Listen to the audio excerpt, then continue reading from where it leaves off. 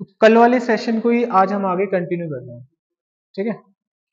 अब हम क्या करते हैं, जो कल की क्लास में मैंने आप लोगों को वेब एपीआई बताया था जिसमें डाटा कैसे निकालते हैं, इतना मैंने आप लोगों को बता दिया था कि डाटाबेस से डाटा कैसे निकालना है, उसकी एपीआई को हमने पोस्टमैन पे रन भी करके देख लिया था।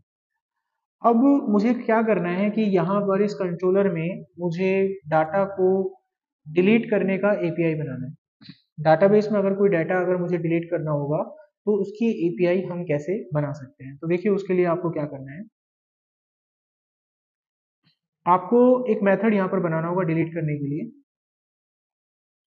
सबसे पहले जब आप कोई एपीआई बना लेते हो तो उसका जो यूआरएल आता है उसको यहाँ पे लिख लिया करो। तो ये हमने गेट का यूआरएल बनाया था, यही यूआरएल आपका जो है यहाँ आईडी के आधार पे भी काम करेगा। सिर्फ फर्क ये होगा कि इसमें आप लोगों को आईडी भी देना होगा ऐसे। अब हमें डिलीट के लिए अपनी एपीआई को आगे कंटिन्यू करना है। तो डाटा डिलीट करने का एपीआई बनाना है, तो उसके लिए आप लिखोगे पब्लिक http रेस्पॉन्स मैसेज,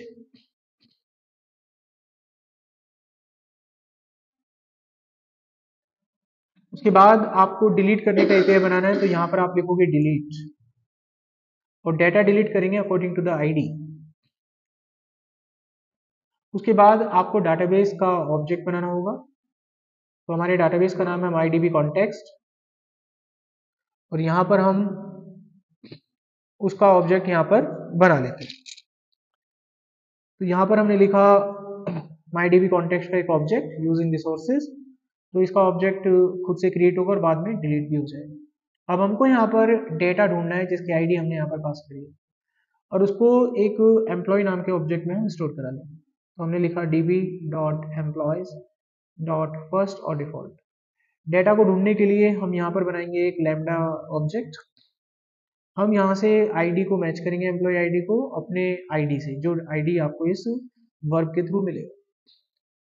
अगर वो आईडी मैच हो जाती है तो उसका ऑब्जेक्ट ईएमपी में आ जाएगा। अब आपको चेक करना है इसे, अगर इसकी वैल्यू नल के बराबर नहीं है तो यानी कि इसमें आपको वो डाटा मिल जाएगा, यानी ऑब्जेक्ट मिल गया है, जो आईडी आप ढूंढ रहे हैं वो आईडी आपके डाटाबेस में उसको मिल जाएगी। अगर ऐसा नहीं हुआ है तो एल्स पार्ट में हमारा कंट्रोल जाएगा। तो इस एल्स पार्ट पे मैं एक मैसेज लिख के भेज दूंगा नोट फाउंड का।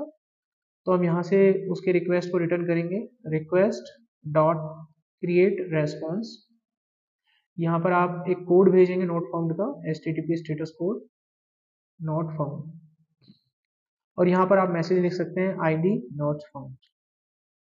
लेकिन अगर डाटा मिल गया है, यानी आईडी मैच हो गई है डाटाबेस में, आपको ऑब्जेक्ट मिल गया है, तो उसको अब आप डाटाबेस से रिमूव करेंगे। डाटाबेस से रिमूव करने के लिए आप लिखेंगे db.employees.remove। कौन सा ऑब्जेक्ट रिमूव करना है, ईएमपी वाला। उसके बाद डाटाबेस को सेव करना है, db.save-changes।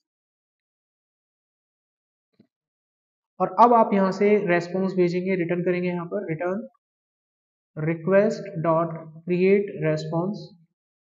स्टेटस कोड आपको ओके भेजना है यहाँ पर, और अपना वो डेटा यहाँ पे भेज देना जो डाटा आपने डिलीट किया है, वो डाटा आपका ईएमपी में। आपकी ये जो वर्ब है ये तैयार हो जाएगी। अब इसका हम यूआरएल निकालेंगे, इसको रन करेंगे यहाँ पर सर्वर पे, और कुछ नहीं करना है हमको। डाटा डिलीट कहाँ मिलेगा, ये आपके पोस्टमैन पे। तो यहाँ से हम पोस्टमैन की सर्विस को रन कर लेते हैं।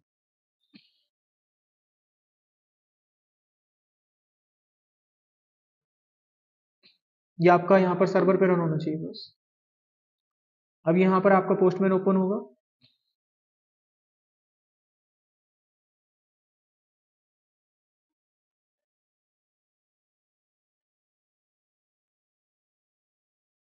आपको करना क्या है, सबसे पहला पॉइंट,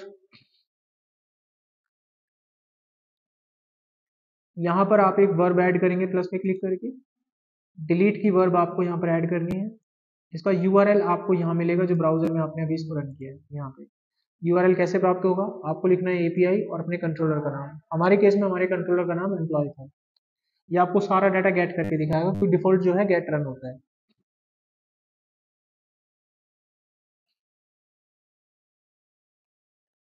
ये देखिए डाटा आ रहा है। इसके ऊपर से यूआरएल को आपको कॉपी कर लेना है, और यूआरएल को कॉपी करने के बाद यहाँ पे आपको एंटर करना है। जो भी रिकॉर्ड आपको डिलीट करना है उसकी आईडी यहाँ पर डालनी होगी। एक बार देख लीजिए कौन कौन से रिकॉर्ड आपके पास अवेलेबल है।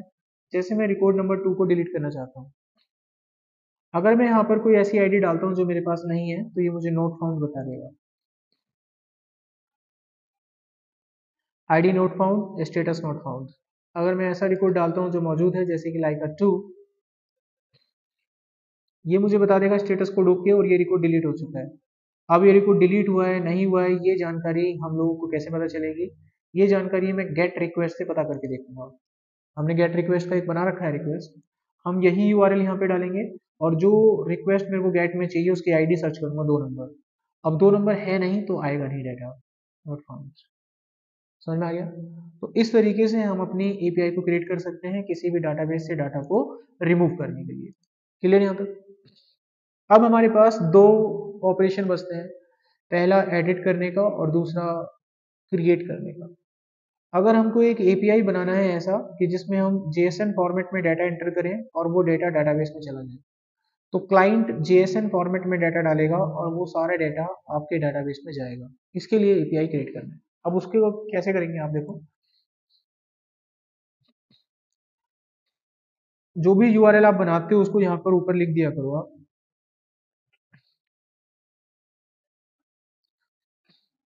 अब हम यहाँ पर अपनी जो एपीआई बनाएंगे that is called create.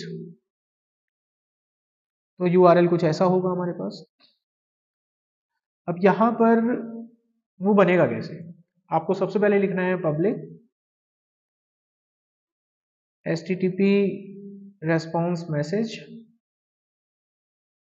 Verb का नाम आप लिखेंगे क्रिएट, नहीं सॉरी पोस्ट, वर्ब का नाम आपका पोस्ट रहेगा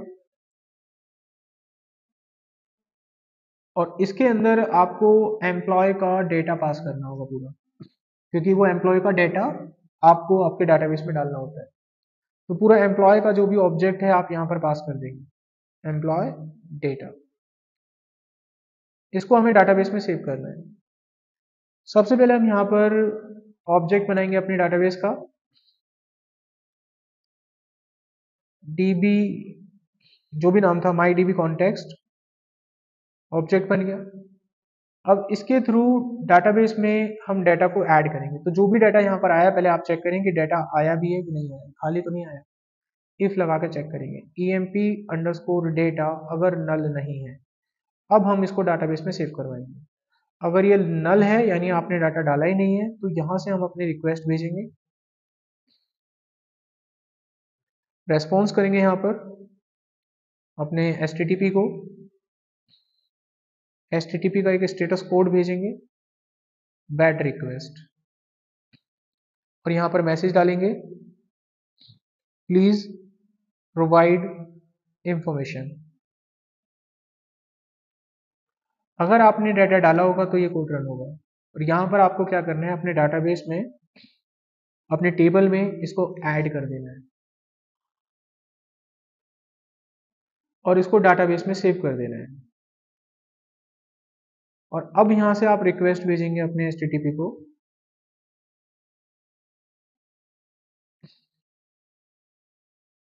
इसका स्टेटस कोड होगा क्रिएटेड। यहाँ पर आपको वो डेटाबेस देना है जो आपने भरा था। अब हम इसकी रिक्वेस्ट को यहाँ पर चला के देखेंगे, फॉर्म को रन करना है सीधा।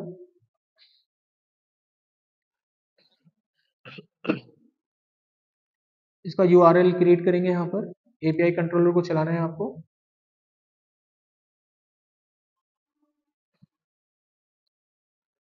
जो भी यूआरएल आएगा उसको कॉपी कर लेना, पोस्टमैन पे जाना। अब क्योंकि डाटा मुझे क्रिएट करना है तो मैं एक नया वर्ब यहाँ पर क्रिएट करूंगा टैग और यहाँ से वर्ब लूंगा पोस्ट का और यहाँ पर जाकर वो यूआरएल आपको डाल देना है। अब इंफॉर्मेशन कैसे जाएंगे? इंफॉर्मेशन डालने का तरीका होता है, क्या तरीका होता है देखो। मेरे पास अगर ये डाटा है तो इंफॉर्मेशन क्या क्या है हमारे पास, आईडी है, नेम है, सिटी है, सैलरी, तो यही जानकारी मुझे वहां पे डालनी है। तो यही फॉर्मेट आपको यूज करना है, इसे कॉपी कर लो, यहाँ पे जाओ पोस्ट में, जेएसएन फॉर्मेट में ही डाटा जाएगा। अगर जेएसएन में लिखना नहीं आता तो उसे कॉपी कर लो आप।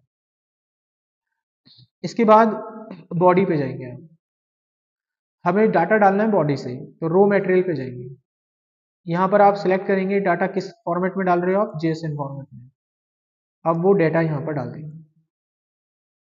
अब यहाँ पर मैं वही डाटा डालूंगा जो उसमें होना नहीं चाहिए, क्योंकि आईडी पे प्राइमरी की लगा हुआ है, अगर वो होगा तो दिक्कत दे देगा। अब ये जानकारी मैं कैसे लूंगा, गेट में एग्जीक्यूट करके कौन कौन सी आईडी मौजूद है, सारे रिकॉर्ड निकल जाएंगे। एक नंबर है, इसको मैं यहाँ से कॉपी करूंगा, नोटपैड पे डाल के चेक कर लूंगा कि कौन कौन से रिकॉर्ड अवेलेबल है।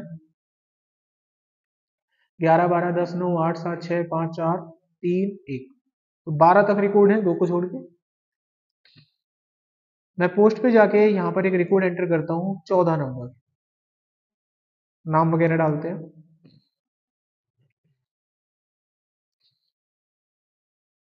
और यहाँ पर सैलरी डाल देते हैं हम, यहाँ पर ये मैंने सैलरी डाल दिया। अब आपको इसे सेंड करना है। जैसे आप सेंड करेंगे, यहाँ पर स्टेटस कोड क्रिएटेड है, डाटा जा चुका है। अब ये डाटा मैं आपको यहाँ पर चेक करा देता हूँ। Just go to that point, click on send.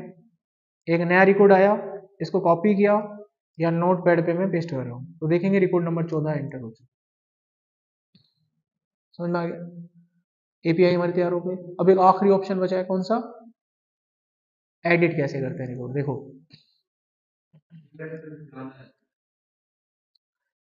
अब हमारे पास आखिरी पॉइंट यहाँ पर आता है, एडिट कैसे करें रिकॉर्ड को। ठीक है, देखो एडिट में जो अप्रोच यूज होती है उसे पुट अप्रोच बोलते हैं, या फिर फैच। यूआरएल हमारा यही रहेगा। अब रिकॉर्ड की रिक्वेस्ट कैसे जाएगी, देखो पब्लिक एचटीटीपी रेस्पॉन्स मैसेज, यहां लिखेंगे आप पुट। यहां से दो चीजें भेजनी होंगी तुमको। पहला, जो रिकॉर्ड अपडेट करना है उसका पता कैसे करोगे, उसका पता करोगे उसकी आईडी से।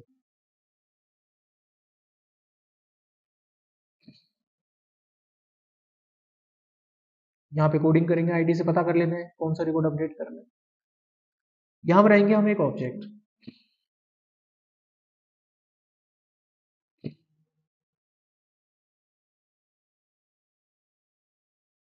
अब आईडी से डाटा ढूंढ के लाएंगे कि अवेलेबल है कि नहीं है।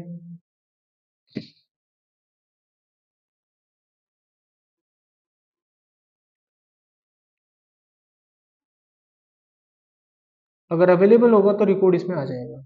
अब इस चीज की जानकारी हमें इफ एल्स में पता लगेगी। यहाँ पर हमने मैसेज लिखा, अगर ये नल नहीं है तो यानी रिकॉर्ड मिल गया, नहीं तो मैसेज लिख देंगे आईडी नोट फाउंड।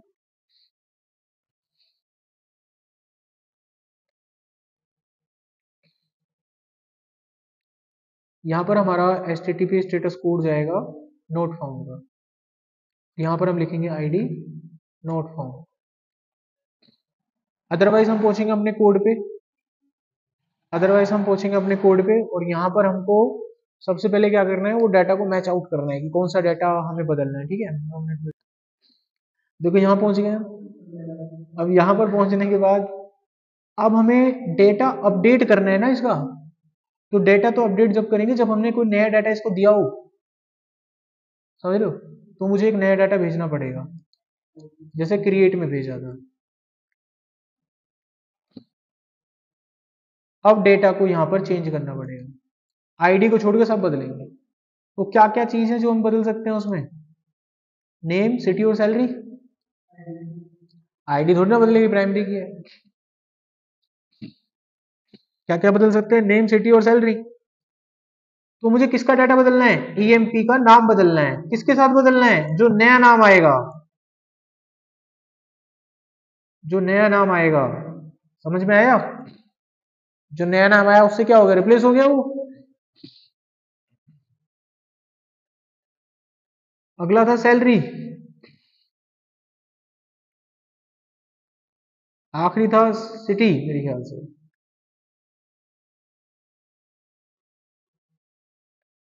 हो गया रिप्लेस। अब हमको ये सारी चेंजेस डाटाबेस में सेव करके रख देने हैं। अब एक भेजने, रेस्पॉन्स भेजना है।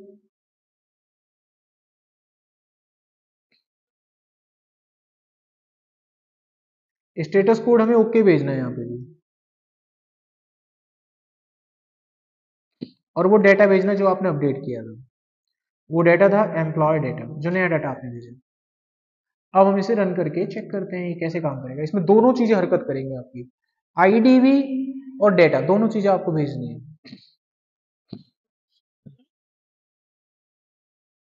यूआरएल बना लेते हैं यहाँ पर, यूआरएल को हम इतने कॉपी कर लेते हैं, पोस्टमेल खोलते हैं, थोड़ा वेट करना है, इसका चलना जरूरी है, चलिए बनाते हैं अपनी एक रिक्वेस्ट, राइट, यहां से लेते हैं पुट, यहां पर डालते हैं यूआरएल। अब रिकॉर्ड कौन सा बदलना है देखते हैं, मैंने 14 नंबर रिकॉर्ड डाला था, गेट पर जाते हैं, 14 नंबर को फैच करते हैं क्या रिकॉर्ड है, ठीक है। अब मैं इसकी डिटेल बदलना चाहता हूँ, एक्चुअली इसका नाम अंकिता है और मैंने योगिता लिख दिया गलती से, नाम बदलना है, ठीक है, नाम बदलना है।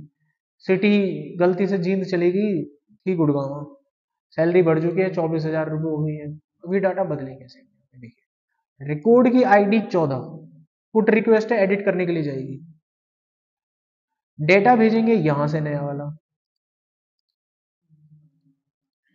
डेटा कैसे भेजते हैं ये उठा लो,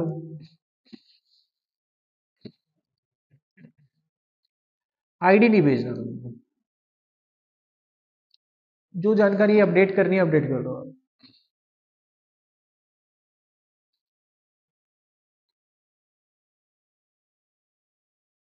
सब कुछ बदल दिया, ये हमने सेंड कर दिया, सब कुछ ओके ओके, यहाँ जीरो क्यों दिखा रहा है, हमने भेजी नहीं है आईडी। अब आप गेट करो, ये देखना मैं 14 नंबर गेट कर रहा हूं, अभी तक ये था, खत्म, CRUD operation finish, web API समझ गए, अब आप कैसा मर्जी यूज करें। तो ये था हमारे सेशन में कि how to create a web API. Last session में मैंने आप लोगों को आधा टॉपिक पढ़ा दिया था, आधा टॉपिक यहाँ पर कंप्लीट हो गया, मैंने आप लोग को एक प्रोजेक्ट दे रखा है, उसको बनाइए बैठ के।